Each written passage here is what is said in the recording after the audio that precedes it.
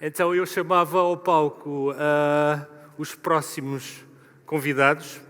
Vamos voltar a ser 4 aqui sentados e vamos falar de vinho, naturalmente, mas não apenas de vinho. Vamos falar também de chás e vamos falar de outras bebidas não alcoólicas que têm aparecido em restaurantes de fine dining, restaurantes gastronómicos, e para isso vamos ter cá o Dirk Nijport, que toda a gente conhece, um produtor do Douro, um revolucionário do vinho, foi talvez a primeira pessoa a pensar porque é que estamos sempre a fazer vinho do Porto e não fazemos vinhos de mesa no Douro.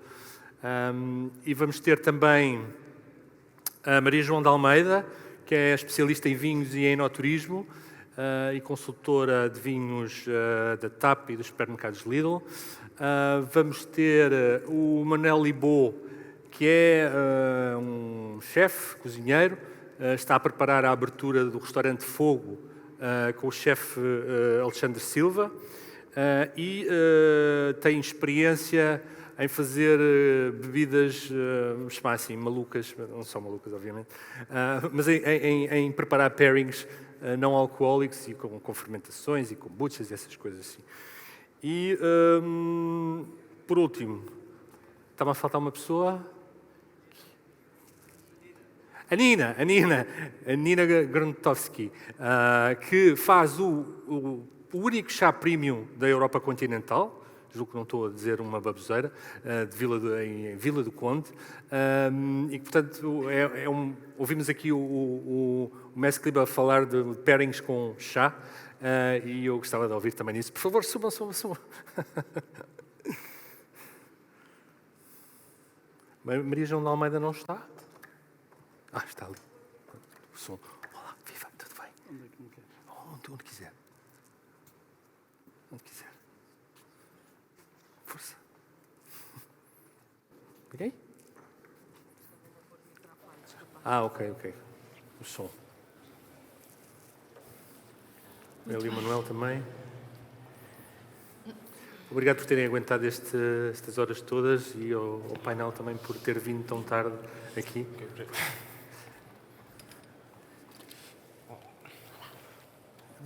Não tivemos perguntas da audiência, mas eu vou tentar lançar aqui um bocadinho o caos e se calhar começava com o Dirk.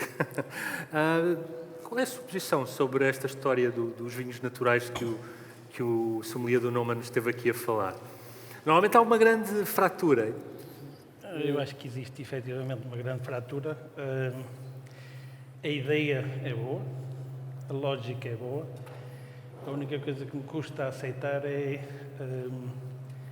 falar de um grande vinho por ter muitos defeitos.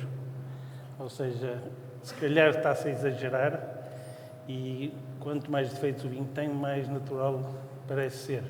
De maneira que acho que deve-se encontrar um meio caminho, mas fundamentalmente a lógica tem lógica. Mas os vinhos naturais necessariamente têm algum defeito? Não, eu fiquei com a sensação que os clientes fundamentalistas acham que têm que ser fundamentalistas e aceita-se muito, ou gosta-se até muito, provoca-se a ideia de que um grande vinho natural é aquele que é vinagre, que cheira mal, que está podre, e de maneira que criou-se aqui um certo exagero. Agora, como base, acho que é muito importante fazer os vinhos o mais naturalmente possível. Eu gosto de ser, às vezes, a gente fala com pessoas assim um bocado fundamentalistas e gostavam que eu fizesse um vinho natural para eles. E eu digo-vos sinceramente, primeiro, nós já fazemos os vinhos naturalmente. Segundo, gosto de fazer os vinhos bem feitos. Mas a gente pode fazer um vinho bem feito e depois meter o lixo todo lá para dentro para ficar a cheirar mal. As pessoas não acham muito piada ao meu comentário, mas nós somos a favor de não usar leveduras, usar pouco sulfuroso, não usar herbicidas. Nós trabalhamos em biodinâmica, mas acho que temos que arranjar aqui um caminho de não exagero no produto final. Portanto, vocês já fazem isso, na verdade? Já fazem? Já fazem há muito tempo ou fazem desde que a tendência se tornou mais mais forte? Nós já trabalhávamos em biológico nos anos 90 e passamos em 99 em biológico no Douro, em 2012 biodinâmico na Bairrada e depois 14 no Dão e hoje em dia em tudo o que exploramos. De maneira que não tem nada a ver com a tendência, sempre foi uma atitude minha de querer fazer o mais naturalmente possível, porque acho que temos que respeitar um bocadinho o nosso planeta e temos que ter um bocado de cuidado com como fazemos as coisas. Muito bem. Maria João de Almeida, se calhar ia pedir a tua opinião. Uma dos argumentos dos sommeliers que são defensores dos vinhos naturais é que eles, de alguma forma, combinam melhor com a comida, por vezes não se sobrepõem tanto, não são os protagonistas, não têm tanto protagonismo. Isto faz algum sentido para ti? Olha, tal como acontece na gastronomia, eu acho que estamos a regressar com os vinhos também às origens. Estamos a descomplicar mais. E, portanto, podemos talvez chamar vinhos menos complicados. Não têm tantos produtos, não têm são mais genuínos. E, portanto, também depende da harmonização que se faz com a comida. Obviamente, não serão todos, há uns mais complexos que outros, mas o que te posso dizer é que nós ainda atravessamos, de alguma forma, alguma aprendizagem ainda para fazer vinhos naturais. Nós ainda não chegámos lá, na minha opinião. Ainda há muita coisa mal feita, era o que o Diego dizia, e muito bem. Quando mais vezes me põem à frente um vinho natural, em que eu vejo realmente alguns defeitos, eu fico a olhar para a pessoa com ar condescendente, às vezes, e pronto, o que é que eu posso dizer? Mas há alguns que gostas ou não? Não, há alguns que gosto. Claro que já estamos a fazer coisas interessantes em Portugal. Vamos lá ver. Mas queres dar alguns talvez exemplos? Um pouco mais de produtores que realmente já estão a fazer um trabalho muito interessante nessa área. Agora, na verdade, eu não sou fundamentalista. Eu gosto também de vinhos convencionais. E, portanto, desde que respeitem o ambiente, apesar de não serem biológicos, nem biodinâmicos, nem... Enfim, não sou... Gosto muito de provar coisas novas, novidades, mas não deixo para trás os convencionais. Porque nós não podemos nos esquecer que se chegámos até aqui, a este nível de qualidade, também foi porque começámos a apostar não só em novas adegas e em melhor formação e tudo mais, mas também porque começámos a fazer vinhos convencionais muito melhores. E portanto agora estamos num processo de equilíbrio, acho eu, não é? Acho que tem a ver com o equilíbrio da coisa. Muito bem. O Manuel não é especialista em vinhos, a parte dele é comida e bichinhos, não é? Ele trata de fermentações de vários tipos. Tu já fizeste cerveja, julgo eu, no Louco, já fizeste kombucha, já fizeste e outras coisas. Muitas outras coisas muitas também não com fermentações. Nós encontramos ao pequeno almoço, hoje no hotel, e estávamos a falar que a comida na restauração de vanguarda muda muito, não é? E muda abruptamente. Há coisas que são de ruptura completamente, mas os pairings das bebidas, mesmo nos restaurantes de vanguarda, o vinho é sempre, digamos, o protagonista, e o Messi acabou um bocadinho dizendo que também tem pairings não alcoólicos. Como é que tu, no Louco, que foi dos restaurantes que começou a fazer pairings com kombuchas, etc., que reação é que tu vias das pessoas na sala? Normalmente, estranhavam? Curiosamente, eu quando entrei para o Louco já se fazia um menu sem álcool, mas não se mexia muito, não passava muito de sumos naturais, fruta, algum vegetal, por aí. Quando começámos a introduzir outras coisas, como kombuchas, cervejas, havia muita curiosidade, mas também havia muito... não, eu venho aqui para beber vinho e para comer. Qual é a percentagem de pessoas que, por exemplo, iam ao Louco e que queriam um pairing não alcoólico, que não bebiam vinho? Ao princípio não havia muitas, mas começou. Não sei dizer uma percentagem ao certo, mas pelo menos em 2018, que era quando eu estava lá mais focado nisso, 30%. 30% pairings não alcoólicos? Pairings não alcoólicos. Ok. Muito bem. Há um restaurante em Paris que faz pairings de chá. E a Nina começou a fazer chás. A Nina, mulher do Dirk, começou a fazer chás em Vila do Conde. E eu perguntava-lhe, gosta de comer com chá? Sabemos que na Ásia é muito comum, a China, o Japão, etc. Mas eu diria, comidas não asiáticas, faz sentido? O chá é um ótimo acompanhante da comida em geral.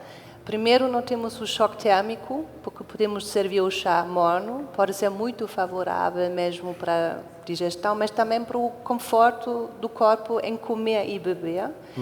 E depois, o mundo do chá é tão fascinante, tem aromas tão complexos, tão bonitos, que podem substituir um vinho na boa, ou podem mesmo interromper uma comida com muitos vinhos, depois um chá para limpar o palato, para refrescar a boca, para mesmo abrir um bocado outra vez o palato para outros palatos que seguem. Pode ser muito interessante. E uma coisa que a mim chocou e até hoje é chocante, que muitas das vezes quando uma pessoa oferece um chá, eu, por exemplo, recebo a resposta: "Ai, mas eu não estou doente." E eu digo, pronto, isso aqui é para beber com prazer. E depois um chá de folhas inteiras servidos, mesmo à maneira certa e com carinho, pode dar uma experiência culinária muito surpreendente. E muitas das vezes depois a resposta é: eu acho que na minha vida eu nunca bebi um bom chá. Nós bebemos o chá mal, não é? Fazemos mal o chá, compramos mal o chá. O chá é banalizado na Europa por causa da saqueta. Para entrar na saqueta pequenina é preciso moer as folhas, coxida e seca as folhas. E em contato com papel é pó autêntico. Por isso, mesmo pessoas que bebem todos os dias chá de saqueta, pode ser que nunca realmente beberam um bom chá. Um chá sério. E isso é um bocado porque eu faço esse trabalho mesmo da Chá Camélia, de trabalhar com restaurantes, de treinar o staff mesmo, de preparar os chás certinhos, na louça certa, as folhas inteiras, obviamente, fazendo várias infusões com as mesmas folhas para ter o máximo prazer dessa bebida fascinante que é muito banalizada na Europa. O Dirk também tem um fascínio pelo chá, que eu sei, e aliás julgo ter sido primeiro apareceu o chá e depois o vinho, não sei se foi bem assim, tenho ideia de ler isto, pelo menos, mas já vai dizer se é verdade. Mas como é que um homem do vinho olha para o chá?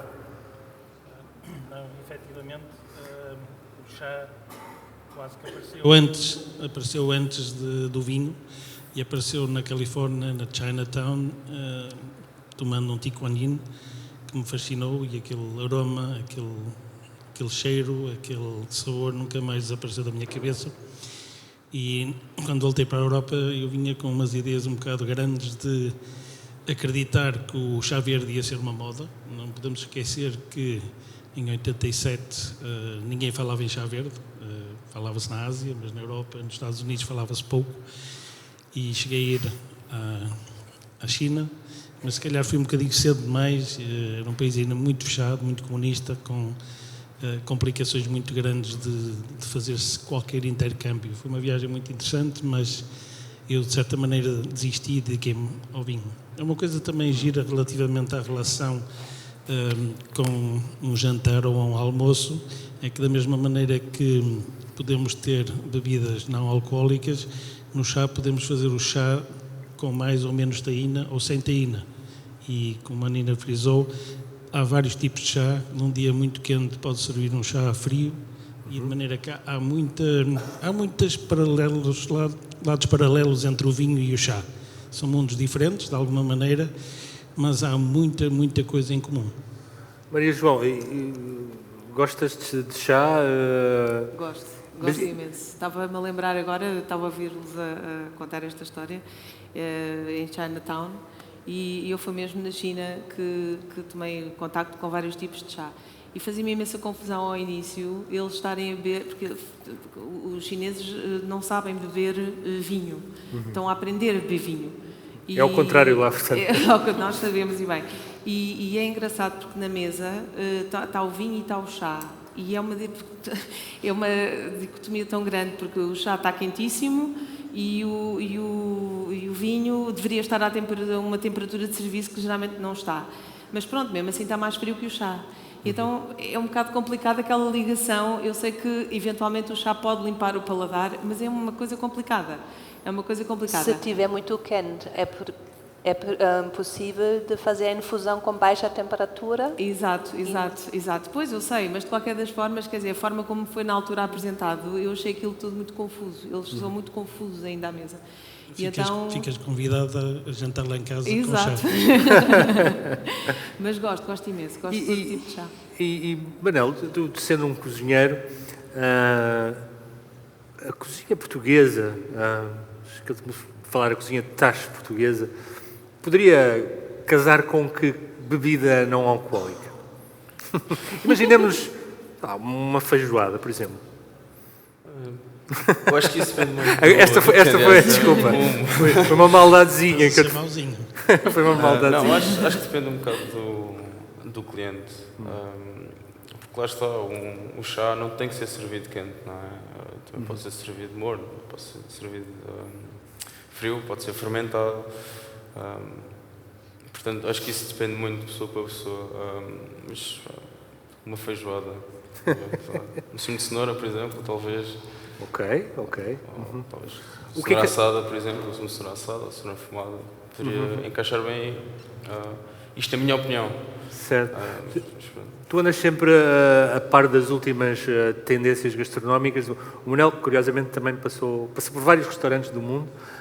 Um deles também foi o Noma. O que é que achas que vai ser a próxima bebida louca que vai aparecer aí? Ou que já apareceu e que se vai difundir? Não sei. Eu acho que os vinhos naturais realmente estão muito fortes e cada vez mais. Vocês no Fogo vão ter vinhos naturais? O Fogo, o restaurante de fogo, que vai ser à base de carnes assadas e peixe também. Sim, estamos a entrar nesse mundo agora. Era uma coisa que o Alexandre sempre tinha um bocado pé atrás, mas ultimamente acho que ele também começou a perceber que também é essa a procura que existe. Vinhos naturais? Sim. O chefe Alexandre Silva. Exato. E vocês vão ter vinhos naturais na vossa carta? Não vamos ter só. Não somos extremistas, nunca somos. Mas pronto, é um novo passo, pelo menos para nós como empresa. Claro. Muito bem. Não há nada mais natural do que o seu chá, não é? Porque ainda por cima é biológico. Fala-me um bocadinho da sua quinta. Como é que está a correr? Muito bem. Estamos muito contentes porque plantamos os últimos 5 anos, tudo junto, 12.000 plantas num hectare, tudo certificado biológico. O primeiro desafio foi mesmo de criar as plantas, porque não pode-se ir a um vivarista e pedir 12.000 plantas de chá, ninguém tem isso na Europa, importação da Ásia é complicada, tentamos tudo. No fim, fizemos tudo com a ajuda de um vivarista especializado em camélias nós, próprios, e plantamos em 5 anos seguidos 1 hectare. Agora, o próximo desafio é a produção. Esse ano foi um ano muito feliz e muito importante para nós, porque foi a primeira colheita do primeiro quinto desse hectare, porque as plantas precisam 5 anos de crescer até a primeira colheita. E o primeiro quinto das nossas plantas foram prontas para a colheita, recolhemos tudo à mão e processamos manualmente. Foi uma quantidade... Ficou bom, está de boa qualidade. Ficou muito bom e foi aprovado pelos nossos parceiros do Japão, o Kasai Morimoto, do sul do Japão, que fizeram uma observação que nos fez muito feliz. Elas já tinham acompanhado os nossos primeiros chás e todos os anos fizemos mini experiências ainda não significativas, porque as plantas ainda não estavam prontas. Esse ano eles beberam o nosso chá e eu estava, como sempre, muito nervosa, porque eles sabem o que fazem produção biológica há mais do que 40 anos. E o Shigeru San, o homem, olhou muito assim concentrado na taça e bebeu. E depois apareceu um sorriso no rosto dela, mas é um sorriso tão genuíno, e ela olhou a mim e disse: vocês têm um verdadeiro próprio terroir. Isso não sabe chinês, isso não sabe japonês, isso sabe, e ela disse mesmo, fornelo, é a ideia onde nós plantamos. Chá de fornelo. Sim. Muito bem. E as pessoas servem sempre mal chá. Quais são os maiores erros que as pessoas, os portugueses em particular, fazem quando servem chá? Oi, muita coisa. Primeiro é a qualidade da água. A água da torneira, se tiver mesmo cloro, já tira a fineza do chá. O melhor chá do mundo já perde metade da complexidade. Depois...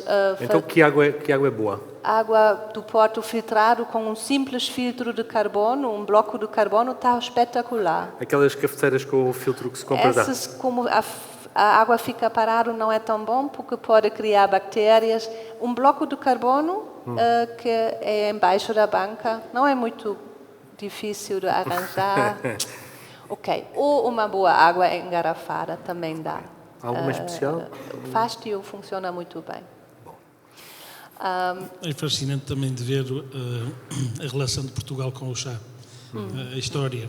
E é fascinante nós estarmos a tentar descobrir, e já descobrimos, plantas da Camellia sinensis perdidas em Sintra ou em florestas que existem cá em Portugal, mas efetivamente são plantas com 400 anos e estamos a tentar recuperar a genética e é fascinante ver as diferenças que há e de maneira que estamos a seguir vários caminhos, porque na verdade nós não sabemos muito bem o que é que estamos a fazer, mas vamos fazendo. Para já está a correr muito bem. Maria João, tu tens uma consultadoria da TAP. E eu voltava agora aos vinhos. É muito diferente beber vinhos em terra do que no mar, não? Completamente. Eu falava-te nisso e isso foi uma das minhas grandes lições para mim e para os meus colegas, de simplicidade. Não gosto de ter humildade. Isso é muito... Eu gosto de simplicidade. Pelo seguinte, nós temos uma noção do que é que são harmonizações. Desde que eu também trabalhei muitos anos no Expresso, como jornalista, durante 11 anos. Nesses 11 anos, grande parte deles foram dedicados à gastronomia e aos vinhos. Tinha uma página de chefes e tinha uma página de vinhos, em que muitas das vezes eu falava com os chefes sobre esses vinhos e falava das harmonizações. Depois sempre tive uma ligação à gastronomia, mas obviamente tive que me virar mais para os vinhos, mas sem nunca deixar, até porque os produtores geralmente fazem almoços, fazem jantares com chefes de cozinha, falamos de harmonizações. O meu último livro foi desafiar chefes para harmonizar com vinhos de várias regiões portuguesas, portanto estou muito ligada e estou muito treinada com isso, assim como os meus colegas. E realmente é uma grande lição.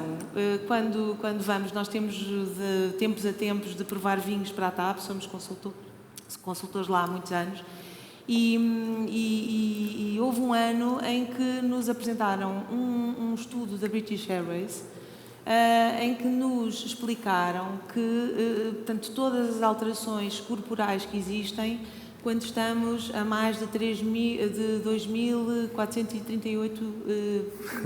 37 já está bom. Não, é isto. Pés de altitude. Portanto, a partir dessa altitude, o corpo começa-se a transformar de diversas formas. A pele resseca, os olhos começam a ficar mais secos, as narinas, a boca, todo o nosso... A própria comida que ingerimos convém sempre comer pouco, porque dentro, internamente, o corpo também reage de uma determinada forma, para mal, e incha-nos as pernas, enfim, há uma quantidade de coisas que acontecem com o nosso corpo. E avisaram-nos desde logo que os vinhos iriam ser completamente diferentes no ar do que em terra. Obviamente, nós temos uma técnica de prova muito assente naquilo que aprendemos e na nossa experiência, e todos nós pensámos, isto, ok, pode acontecer qualquer coisa, mas não vai ser assim tão grave, não é? E a verdade é que, assim, nós perdemos 30% a nível da cabeça, portanto, do olfato, do paladar, nós perdemos 30% das nossas capacidades de prova. Isso significa que precisamos de vinhos mais concentrados, é isso? Mais intensos? Pronto, vou-te explicar. Os vinhos que foram avaliados em terra, por exemplo, os vinhos mais complexos, mais estruturados, com maior acidez e mais gastronómicos, portanto, isto foi sempre provado com comida, porque a questão é as harmonizações. Nós provamos com a comida que eles servem em executiva e com os vinhos também que nós já tínhamos escolhido em executiva para ver quais eram as melhores harmonizações. E então fomos avaliar esses vinhos sempre em prova cega, em terra, e obviamente os mais estruturados e complexos ficaram avaliados por cima em relação a vinhos de entrada. A verdade é que pensámos, bem, a coisa não vai divergir muito, não é? E quando fomos voar, fomos à terceira e voltámos, fomos a Praga e voltámos. São assim umas viagens em que a gente nem sai do avião ou do aeroporto. Sempre a provar vinhos, isso deve ter corrido bem. É uma animação de fazer muito giro, porque a tripulação também, os tripulantes agora estão a receber formação e é muito engraçado, eles envolvem-se imenso. Mas a verdade é que nós pontuámos exatamente os mesmos vinhos que tínhamos provados lá em baixo e os mais complexos ficaram abaixo dos de entrada, os mais simples. E porquê? Porque quando nós estamos lá em cima, a pressurização da cabine, o ar-condicionado, tudo isto cansa o nosso organismo e o nosso organismo defende-se e acaba por escolher coisas mais fáceis. O nosso organismo sente-se mais feliz com coisas mais fáceis. E isso é fabuloso, porque nós achamos que vamos acertar tudo, e a verdade é que os melhores vinhos ficaram pontuados 3 ou 4 pontos a menos, e os vinhos de entrada subiram 3 ou 4 pontos. É incrível.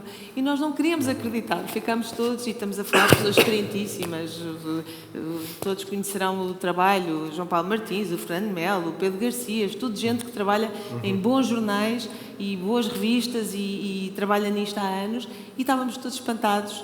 E por isso é uma grande lição, porque às vezes achamos que conseguimos tudo porque temos a técnica, temos a experiência, e às vezes somos surpreendidos com situações destas. Bem, isto prova que a bebida é a sua circunstância, não é? O vinho é a sua circunstância também. Sem e, portanto, dúvida. há uma bebida e um vinho para cada circunstância. Não sei se alguém tem alguma pergunta para fazer, quer intervir, uma intervenção, qualquer participação. Está tudo com fome? Então, dispensava-vos a todos. Muito obrigado por terem vindo aos 4 e a todos vós resistentes que aguentaram até esta hora. Esperamos-nos cá amanhã. Muito obrigado.